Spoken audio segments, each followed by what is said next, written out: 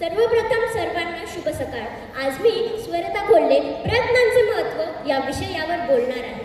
केल्याने होत आहे रे, आधी केलेची पाहिजे। प्रयत्नांती परमेश्वर, प्रयत्ने वाळूचे कण रगडिता तेलही गळे। या सर्वाचा अर्थ एकच, तो म्हणजे वर्क इज वर्शिप। केल्याने होत आहे रे, आधी केलीची पाहिजे। ही समर्थ रामदासांची काव्यपंक्ती आहे। त्यांनी त्यातून आपल्या सर्वांना खूप मोठा उपदेश केला आहे। काही लोक असे असतात की हे काम मला जमणारच नाही असं ठरवून कामाची सुरुवातच करत नाही।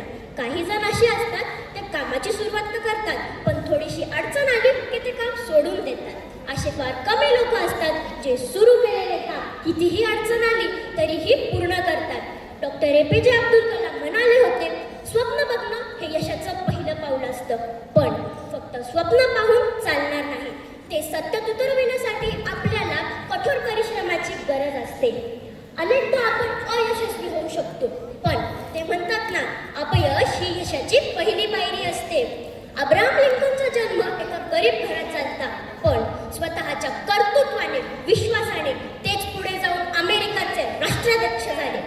बोबडे बोलणारे विन्स्टन चर्चिल हे प्रयत्नांनी उत्तम वक्ताच नव्हे तर इंग्लंडचे राष्ट्राध्यक्ष झाले। हे सर्व त्यांनी केलेल्या प्रयत्नामुळे व कष्टामुळे साध्य झालेले आहे।